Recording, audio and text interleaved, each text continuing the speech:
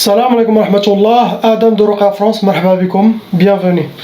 أعوذ بالله السميع العليم من الشيطان الرجيم بسم الله الرحمن الرحيم الحمد لله عد ما خلق الحمد لله ملء ما خلق الحمد لله عد ما في السماوات وما في الأرض الحمد لله عد ما أحصى كتابه الحمد لله ملء ما أحصى كتابه الحمد لله عدد كل شيء والحمد لله ملء كل شيء اللهم صل وسلم وبارك على سيدنا محمد وآدم ونوح إبراهيم وموسى وعيسى وما بينهم من النبيين والمرسلين صلوات الله وسلامه عليهم أجمعين اللهم صل وسلم وبارك على سيدنا محمد وآدم ونوح إبراهيم وموسى وعيسى وما بينهم من النبيين والمرسلين صلوات الله وسلامه عليهم أجمعين لا إله إلا الله الواحد القهار لا إله إلا الله الكريم الستار لا إله إلا الله الكبير المتعال لا إله إلا الله وحده لا شريك له إلها واحدا ربا شاهدا أحدا وصمدا ونحن له مسلمون لا إله إلا الله وحده لا شريك له إلها واحدا ربا شاهدا أحدا وصمدا ونحن له قانتون لا إله إلا الله وحده لا شريك له إلها واحدا ربا شاهدا أحدا وصمدا ونحن له صابرون لا إله إلا الله محمد رسول الله اللهم إليك فوضت أمري عليك توكلت يا أرحم الراحمين اللهم صل صلاة كاملة وسلم سلاما تاما على سيدنا مولانا محمد صلاة تنحل بها العقد وتنفرج بها الكرب وتقضى بها الحوائج وتنال بها الرغائب وحسن الخواتيم ويسقى الغمام بنوره الكريم وعلى آله وصحبه على كل معلوم لك يا الله فقاتل أولياء الشيطان إن كيد الشيطان كان ضعيفا فقاتل أولياء الشيطان إن كيد الشيطان كان ضعيفا وكان حقا علينا نصر المؤمنين وكان حقا علينا نصر المؤمنين وكان حقا علينا نصر المؤمنين. On commence Inch'Allah par le couple, lettres A et B. Ya Allah.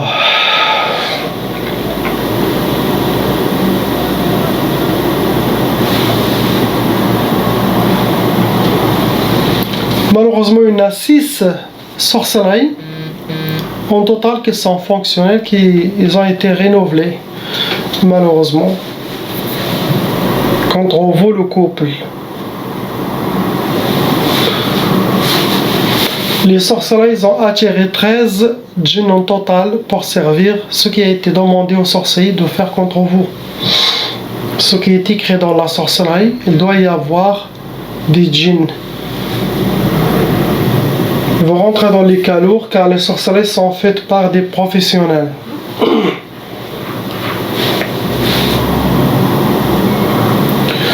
La catégorie que vos ennemis ont utilisée pour vous atteindre, ils ont utilisé Sihr Turabi. Ça veut dire la sorcellerie, elle a été madfouna, il a été travaillé, il a été enterré. Après ils ont fait Sihr Mu'allaq, la sorcellerie qui a été travaillée, qui a été jetée sur un arbre. C'est une sirène antenne accrochée pour qu'il soit bougé avec le vent. C'est de la sorcellerie de l'air, ça attire des djinns volants. Après ils ont utilisé Sihr al-Jadawil.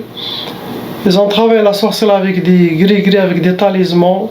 Il y a des symboles, des carrés, des triangles, des symboles sataniques. Après, on a Sihr al-Ma'qoud. C'est de la sorcellerie qui a été travaillée, qui a été mise dans une place qui dégage la chaleur. Ce genre de sorcellerie, ça se nourrit avec la chaleur. Il doit être mis ou à côté d'une chaudière ou derrière un radiateur, sur les moteurs de frigidaire, congélateur, les moteurs de voiture, mais une place qui dégage la chaleur. Première sorcellerie, ça a été Sihr Jalb Sda'. Ce genre de sorcellerie, ça attire les ennuis, les problèmes pour les gens. Sinon, les gens eux-mêmes, ils vont être poussés pour créer des problèmes. Il devient comme une source de problèmes qui attire les problèmes, sinon eux-mêmes qui font des problèmes après regrettent. Et ça vient des djinns. Sinon, les djinns, ils les mettent toujours dans une situation où il y a des conflits, des problèmes. Tout ça pour pourrir la vie des gens. Après, bien sûr, il y a encore la sorcellerie pour le divorce et ils veulent détruire votre famille. Il faut que le mari se réveille. Il faut que la femme se réveille, mettre la main dans la main. Tout ce que vous avez, tous les problèmes, ça ne vient pas de vous-même. Ça vient que de l'extérieur. Ça veut dire, il y a des gens qui ont fait de la sorcellerie pour vous détruire. Maintenant, c'est le moment de s'accrocher main dans la main et se contrôler. Car si une seule main a fait comme ça, la sorcellerie entre cette brèche, il va vous éloigner. Il y a aussi sihr al-hawatif. Il y aura des djinns shayatins qui vont vous faire beaucoup de waswas, beaucoup des inspirations pour arriver à vous déséquilibrer, pour arriver à vous faire prendre les mauvaises décisions, vous faire sortir des mauvaises choses. Et ça vient que des djinns. Ça peut créer des côtés psychologiques, ce genre de sorcellerie, c'est dangereux. Après, le sihr al-junoun, ça c'est dangereux, ça c'est plutôt pour le mari. Ils l'ont fait la sorcellerie pour qu'il devienne fou, astaghfirullah, pour qu'il perde la tête. Il faut que votre mari sache ce qu'il a pour qu'il reprenne le contrôle. Le fait de connaître ce que l'ennemi a fait, a préparé, la personne va éviter, il ne va pas rentrer dans le plan. Donc, le junoun, des djinns qui vont essayer de le déséquilibrer mentalement. Avec des doutes, il va se sentir visé. Beaucoup de choses qui se passent dans le donc, il doit connaître le halal et le haram. Tout ce qui sort de sa bouche qui est négatif, tout ce qui vient de sa tête qui est négatif, il doit le contrôler car ça ne vient pas d'Allah ni de ses anges, ça vient que des inspirations des djinns, du monde satanique et de la sorcellerie. Lui, il doit faire beaucoup de dhikr d'Allah pour prendre son contrôle. C'est lui qui a la responsabilité de protéger la famille. Après, on fait sihr marbout pour les deux. Marbout, ça veut dire que vous êtes attachés et ça rentre dans les blocages de vie pour que vous aurez les portes fermées devant vous. Après, une sihr al-mlahi. Mlahi, ça c'est pour lui, pour le mari, destiné pour le mari. Le mlahi, ça veut dire c'est une sorte de sorcellerie qui détourne l'intention de la personne vers des périphériques, des choses périphériques. Il se concentre sur des choses, mais il oublie l'essentiel. Et ça se met s'il y a un héritage. De mon expérience, il y a des héritages. Les gens qui veulent prendre l'héritage, ils font ce genre de sorcellerie pour les héritiers. Le mlahi, pour qu'ils soient occupés d'autre chose et ne jamais penser, les djinns ne vont pas les laisser penser à leur héritage ou retourner au pays pour prendre leurs biens. Donc la personne sera aveuglée pendant des années, des années, des années, des années, ne se rend même pas compte qu'il y a des autres qui sont en train de prendre ses biens. Ça, normalement, spécialement, c'est pour l'héritage, pour les maisons. Quand il y a l'héritage, il y a toujours des gens sataniques et des djinns sataniques. Il y a des gens qui ont recours aux sorcelleries pour éloigner les héritiers. Ça, il y en a malheureusement. Ici en France, et aussi au bled. Tout le monde. Quand il y a une grosse somme d'héritage, il y aura des magouilles. Ce que vous avez, soyez forts, écoutez mes conseils, suivre les recommandations, priez, ayez confiance et ne vous inquiétez pas, Inch'Allah, vous serez victorieux. Ce que vous avez. On passe au couple, deuxième couple, lettres C et D.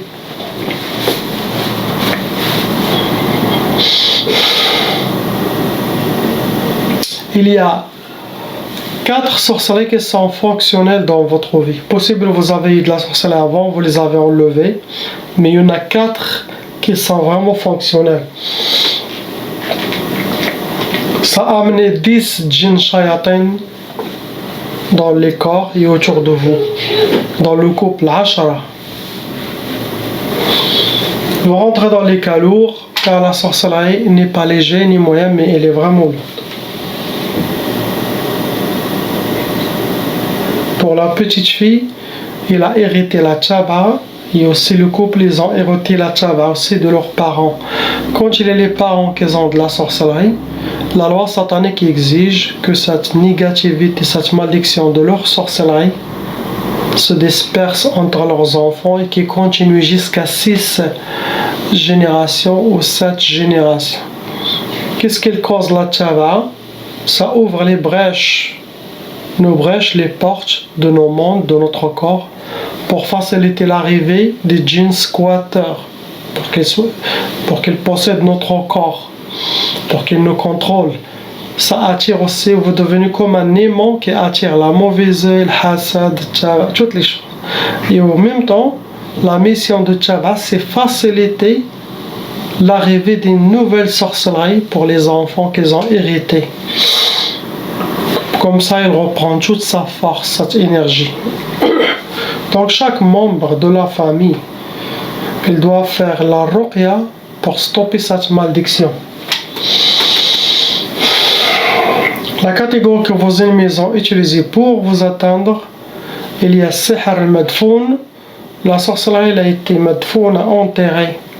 Ça peut être au bled, ça peut être où vous êtes. Après, ils ont utilisé Sihr al-Atar. L'Atar, ça veut dire vos ennemis, ils ont quelque chose qui vous appartient. Ça peut être cheveux, vêtements, ongles, maquillage. Sinon, une photo, ça suffit. Il y a aussi Sihr al-Nari. La sorcellerie a été travaillée, ça a été brûlé. Ça attire des djinns soufflions, ça attire des djinns narions, ça cause beaucoup de colère chez la personne qui a ça. Pour la petite fille, il a un seul djinn qui squatte son corps à cause de son tabac. Mais il n'a pas de sorcellerie encore, la petite. Première sorcellerie pour le couple, pour que vous aurez Sihr Ta'asa. Ta'asa, ça veut dire soyez habillés par le malheur. Astaghfirullah, vivre le malheur, rencontrer que le malheur, pour que votre vie sera feu. C'est ça, ce genre qui pourrit la vie des gens, ce genre de sorcellerie. Après, une Sihr Niza', c'est connu pour les couples, pour qu'ils auront la malentente, les disputes, les mauvaises énergies, les disputes, la colère, ça peut aller jusqu'aux bagarres entre les deux. Tout ça, c'est pour casser l'amour, les éloigner leur cœur. Après, une Sihr Tqaf, pour que chacun fait chambre à part, sinon, chacun il aura de l'impuissance sexuelle. Sinon, au moment de faire la nikah, ou la dame, elle va refuser ou elle va s'échapper. Sinon, elle va avoir le digo, sinon, elle va avoir des douleurs, pour l'homme aussi ou la femme. Donc, il touche l'amour du couple pour les casser et d'enlever cette sunna de nikah. Et bien sûr, il y en a la dernière, c'est Sihr Tlaq, la sorcellerie pour le divorce. C'est la mission de chaque sorcellerie en cas de couple, les séparer, pour stopper, arrêter la communauté mohammedienne à ne pas grandir, les détruire. C'est ce que vous avez. On passe à la sœur lettre E.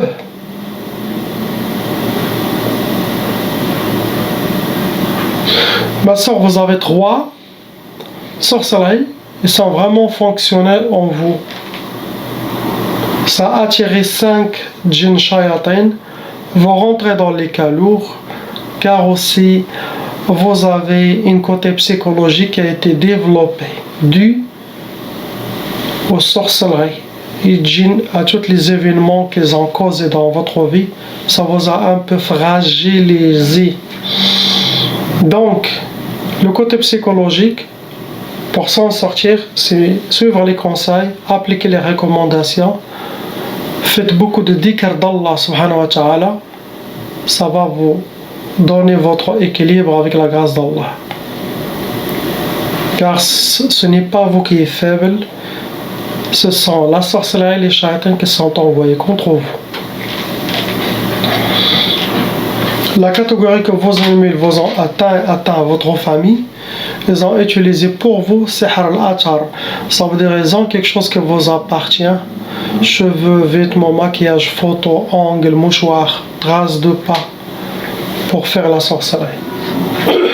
Après, il y a sihr al-mardoum.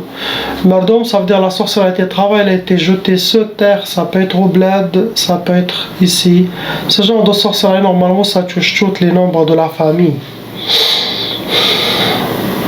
Première sorcellerie, ma soeur, il souhaite pour vous, vos ennemis, il souhaite que vous aurez sihr al-habs. Al-habs, la traduction, c'est le présent, pour que vous soyez emprisonné vous-même. Ça rentre dans les blocages de vie, pour que vous soyez bloqué, pour que vous soyez emprisonné, pour que vous soyez isolé. Tout ça, c'est pour vous détruire. Après, il y a une sihr tawaswis, ça c'est dangereux, car beaucoup de monde, avec ce genre de sorcellerie, ça les a fait perdre leur cerveau. Il les a amenés jusqu'à la folie. Ça veut dire qu'il y aura des djinns qui vont travailler beaucoup de waswas dans votre tête pour vous faire perdre votre équilibre psychologique. Après, il y a sihr al-ka'aba. Le ka'aba, c'est comme le couple, pour que vous soyez habillé par le malheur, rencontrer le malheur. Toute la tristesse, la dépression, vous savez, quand je dis une sorcellerie, regardez pas seulement la significance de la sorcellerie, mais vous pouvez regarder derrière ce qui peut ouvrir ce genre de sorcellerie. Qu'il porte, il peut ouvrir 10 portes, 20 portes. Le mal.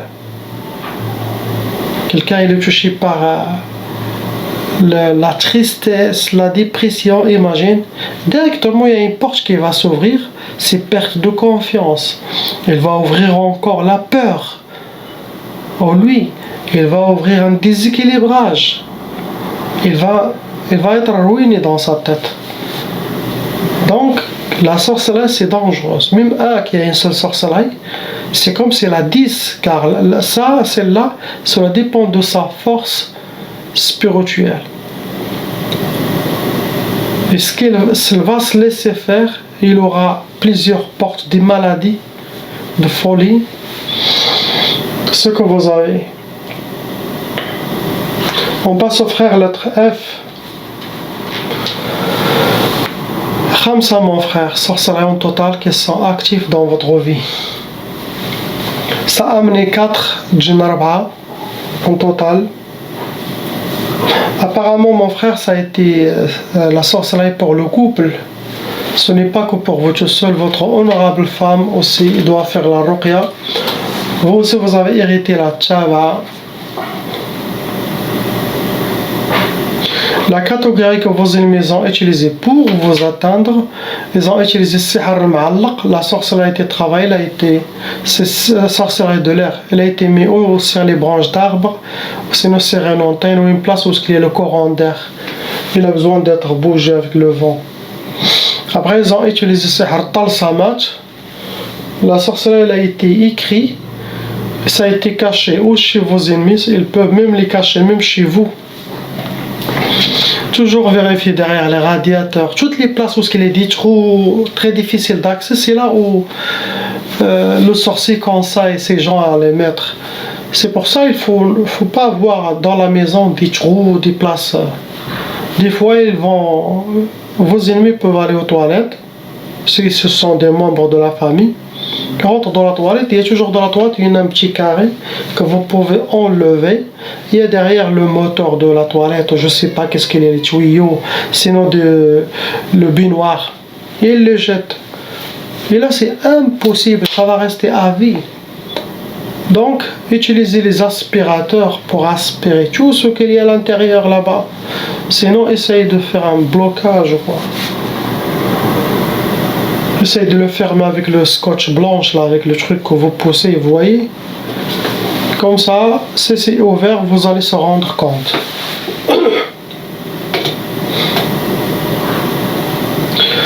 Après, ils ont utilisé Sihr al-Arsad, ça veut dire qu'ils ont travaillé avec quelque chose qui vous appartient. Non, Astaghfirullah, al-Arsad, ça veut dire travailler avec votre nom et prénom, votre date de naissance, votre astrologie. Et s'ils ont votre prénom de votre maman, possible, ils peuvent les utiliser. Ils ont déjà fait. Première sorcellerie, mon frère, ça écrit La yafrah, mais yafrahsh. Des fois, je trouve les sorcelleries écrites Ma yafrahsh et ma yarbahsh. Ça veut dire qu'il n'aura pas la joie, le bonheur dans sa vie, qu'il sera accompagné par les pleurs et la tristesse. Et directement, aussi qu'il n'aura pas de succès dans sa vie. Après la sihr al-talaq, bien sûr, la sorcellerie pour le divorce. Comme j'ai dit, c'est pour le couple. 3, c'est la sihr al-khalal, pour que vous soyez déséquilibrés. Les djinns, ils vont essayer de vous déséquilibrer, de créer un déséquilibrage dans votre vie, dans vos pensées. Ça, c'est pour toucher votre côté psychologique. Après, ils ont fait Sihr al-Hadid. Ce genre de sorcellerie, ça rentre dans les blocages de vie. Ça se travaille avec des métaux lourdes et ça enchaîne la personne avec des chaînes invisibles. Ça, c'est pour qu'il aura toutes les portes fermées devant lui. Après, la sihr al-ishmi'zaz. Ishmi'zaz, pour que vous aurez, ou le couple, les deux, pour que vous aurez le digo l'un envers l'autre. La haine, remplacer l'amour qui est entre vous, les casser et mettre le digo. Les djinns, shayatan, ils vont travailler sur vous, ils vont vous inspirer, car tout ça passe par la tête, les inspirations. Ils vont essayer de vous montrer que les mauvaises choses de votre femme. Ils vont l'amochir devant vous pour que ils vous inspirent. Et la personne croit que c'est lui qui parle. Ils vont vous dire, mais qu'est-ce que tu fais avec celle-là? Regarde, mais tu as été aveugle de se marier avec cette shaitana ou de cette folle ou cette moche. Astaghfirullah. Les shayatans, ils utilisent ça. Et la personne qui n'a pas de foi, ni de iman dans son cœur, ni la balance de la charia et de la sunna, les lois divines d'Allah subhanahu wa ta'ala, de l'islam, il va faire plus de mal que de bien. Il va directement écouter ses waswas, il va partir en suivant ça. Donc pour les couples, ils doivent se mettre d'accord dès le début que n'importe quelle chose qui me met dans ma tête, ou n'importe quelle personne physique, humaine, qui vient se mettre le nez, parler de ta femme, tu le bloques. Même la femme, et même tes parents, même si votre femme elle est bien, ou votre mari elle est bien, machallah, il s'occupe de vous, vous êtes contente avec lui, avec elle, ne laissez personne mettre l'oissois, c'est la fitna dans le couple. Car la majorité, ça vient que de la belle famille qui cause les problèmes. Vous trouvez quelqu'un qui est marié avec une belle femme, mashallah, qui prie, s'occupe de lui, s'occupe de ses enfants, s'occupe de sa maison. La belle-mère qui est un peu jalousée avec la belle-sœur qui n'est pas mariée peut-être. Par jalousie, méchanceté, il commence à créer des problèmes. Il y en a même un qui est venu me dire, voilà, sa mère, elle lui a dit divorce là, divorce ta femme, l'argent du mariage que tu as dépensé, je te le fais un nouveau mariage. Il y en a une qui a amené une autre qui l'obéit, qui l'écoute. Il a dit celle-là je peux la contrôler. Vous voyez, il y a aussi des gens qui ont une compréhension mal de l'islam. Ils croient que s'il n'obéit pas ses parents, il va être à l'enfer, car il n'aura pas la bénédiction, il n'aura pas la baraka de leurs parents. Vous pensez que Allah subhanahu wa ta'ala ne regarde pas, n'est pas sage? N'importe quelle personne, quel que soit votre père, votre mère, quand il veut dire quelque chose qui sort de la religion, qui est contre la loi divine, qui est contre la charia et l'islam, ne les obéit pas. Sois sage, tu l'accompagnes en bien, mais ne quitte pas. Il y en a qui a divorcé sa femme, ou la femme qui divorce le mari, car la maman, le papa, il a dit on ne veut pas de lui ou de elle. Et lui, il a dit, il croit que s'il n'obéit pas, il ne va pas avoir la... Car aussi les parents, ils jouent avec ça. Il dit, si tu veux Rda Diali, ma bénédiction, tu divorces celle-là. Si tu ne divorces pas, tu n'auras pas. Et lui, il a peur, il dit, oh là, je vais aller à l'enfer. Regardez la stupidité, je peux dire,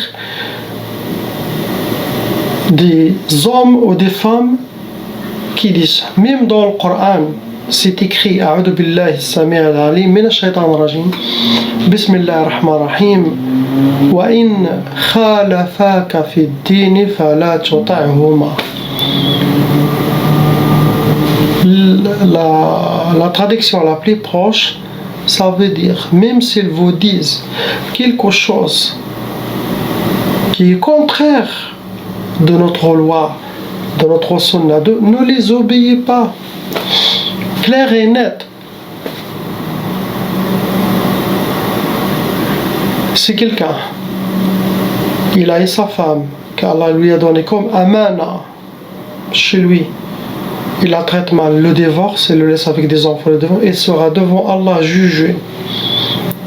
Wallah al-adim, sinon il aura des épreuves dans sa dunya pour qu'il soit purifié de tout le mal qu'il a causé. Le mariage, c'est sacré. Le mariage, ça te donne et ça te complète la moitié de ta religion, qui est la plus importante dans cette dunya. C'est quoi? C'est ma foi. C'est être dans cette vie avec Allah pour après vivre à l'éternité au paradis, Inch'Allah. Ne pas faire de mal à personne.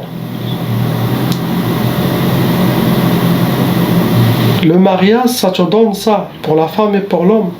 Ça te complète la moitié de ta religion. Donc si quelqu'un il se marie, il dit déjà, je prends que ça, de m'approcher à Allah, de compléter ma religion, alhamdoulilah, je m'aveugle de toutes les autres choses. Et s'il fait même ça, il sera récompensé chez Allah subhanahu wa ta'ala. Ne regardez pas trop d'options. Le mariage aussi, deuxième chose, ça te protège de l'enfer. Le couple, ils sont protégés du feu de l'enfer. Car le mariage, ça te donne la sunna de nikah, de faire l'amour au halal et de ne pas aller faire des copains ou des copines et sortir dehors, faire le haram ou l'adultère. Le mariage, ça te protège de ça. Regardez une deuxième chose. Le mariage, ça fait descendre la rahma, la baraka et la protection de chez Allah subhanahu wa ta'ala. Le mariage, ça augmente, ça t'aide à s'élever spirituellement. Quelqu'un qui n'est pas marié, il ne peut pas atteindre les plus grandes stations. Il va faire beaucoup de méditation, ça. Il va être inspiré que les limites sont là. Tu veux passer au-delà de cette station divine, il faut se marier, compléter votre moitié de la religion pour s'envoler vers lui subhanahu wa ta'ala. La ilaha illallah, Muhammad Rasulullah. Assalamu alaikum.